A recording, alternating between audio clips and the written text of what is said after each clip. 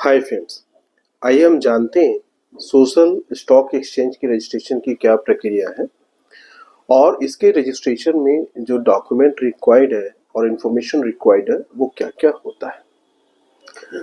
अगर आप अपनी संस्था को ट्रस्ट के रूप में रन करते हैं या सोसाइटी के रूप में रन करते हैं या सेक्शन 8 के रूप में रन करते हैं और अगर आप अपनी संस्था का सोशल स्टॉक एक्सचेंज में रजिस्ट्रेशन कराना चाहते हैं तो जो डॉक्यूमेंट रिक्वायर्ड है वो आपके पास होना चाहिए।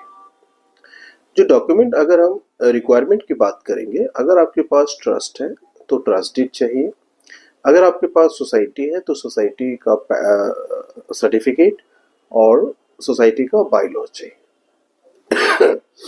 अगर आपके पास सेक्शन 8 कंपनी है तो उसके जो सर्टिफिकेट ऑफ इनकॉर्पोरेशन है, उसके एमओए है, उसके एओए है, उसके जो कंपनी के पैन कार्ड है वो रिक्वायरमेंट होती है। इसके अलावा जो डायरेक्टर्स हैं उसके केवाईसी, अगर बोर्ड ऑफ ट्रस्टी है तो उसकी केवाईसी और जो गवर्निंग बॉडी है उसकी केवाईसी की जरूरत होती है। इसके अलावा आपके पास जो वैलिड 12A प्लस ATG जो रजिस्ट्रेशन सर्टिफिकेट है वो वैलिड होनी चाहिए। इसके अलावा जो अदर रिक्वायरमेंट होता है जैसे एप्लीकेशन फॉर्म है वो उसकी रिक्वायरमेंट होती है, आपका जो रजिस्ट्रेशन एग्रीमेंट है उसकी रिक्वायरमेंट होती है रजिस्ट्रेशन एग्रीमेंट का।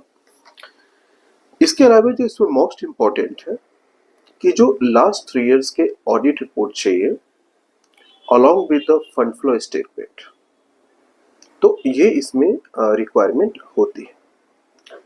इसके अलावा जो रजिस्ट्रेशन एग्रीमेंट है वो भी रिक्वायरमेंट होती है और जो इसमें कौन कौन से एक्टिविटीज को कवर किया जाता है उसको भी आपको देखना चाहिए।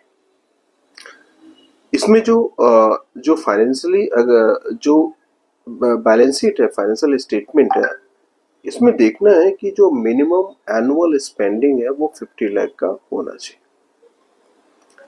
Minimum annual spending. इसके अलावा जो 10 लाख का जो वो फंड रिसीव होना चाहिए in the immediately preceding financial year में। अब इसमें जो अदर जो इम्पोर्टेंट है कि जब आप सोशल स्टॉक एक्सचेंज में रजिस्ट्रेशन करवा लेते हैं तो एनपीओ क्या करती है, जो वो फंड रेज करती है, वो जो फंड रेज करती है वो जीरो कूपन से, zero coupon zero principal instrument, इसके थ्रू, चूंकि ये जो डोनेशन काइंड होता है इसके थ्रू डोनेशन जनरेट करते हैं।